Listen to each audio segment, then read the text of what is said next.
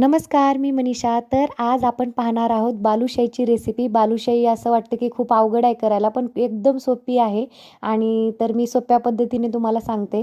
तर बघा, इथे हा मी एक ग्लास घेतला आहे. तर त्या ग्लासाने 2 ग्लास आपल्याला मैदा घ्यायचा आहे आणि ह्या ग्लासानेच प्रमाण ठेवायचं. तर ह्याच ग्लासाने आपल्याला 1 ग्लास दही घ्यायचं आहे. त्यानंतर 1 ग्लास तेल घ्यायचं आहे आणि ह्यामध्ये एक अर्धा चमचा खाण्याचा सोडा टाकायचा आहे आणि त्यानंतर मग व्यवस्थित ते सगळं मिक्स करून घ्यायचं. तर ही रेसिपी माझ्या आईची आहे आणि मी जेव्हा गेले होते तेव्हा मी बालुशाही खाल्ली. मला एवढी आवडली, त्यामुळे आईला म्हटलं की मी आता जुन्नरला जाणार आहे, तर मला परत एकदा बालुशाही करून दे.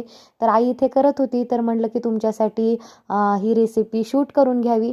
तर त्याचं जे कणिक असतं, पीठ एकदम जास्त असं मळून मळून नाही घ्यायचं, फक्त त्याला असं घोळून घ्यायचं म्हणजे व्यवस्थित, आणि त्याचा एक गोळा तयार करून ठेवायचा. त्यानंतर पाक बघूया.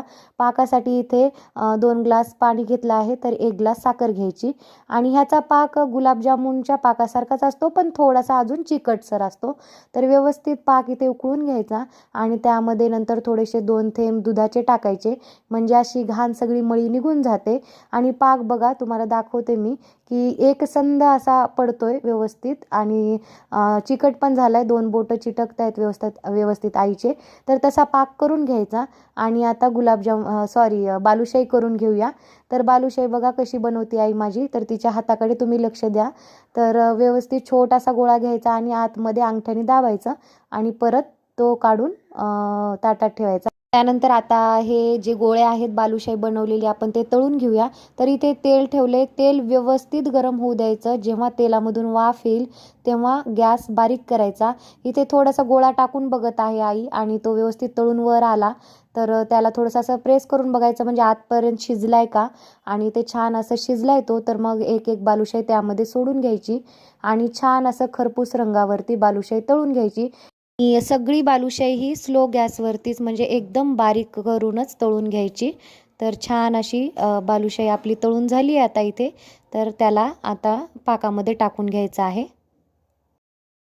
आणि त्यानंतर मग ही बालुशाही इथे पाकामध्ये टाकायची. आता काय करायचं, ह्याला व्यवस्थित दाबून घ्यायचं आणि बालुशाहीमध्ये पूर्ण पाक असा ओढून घेतला जातो आणि ही जी हलकी फुलकी बालुशाही दिसते ती अशी एकदम जडसर होते, जड लागते.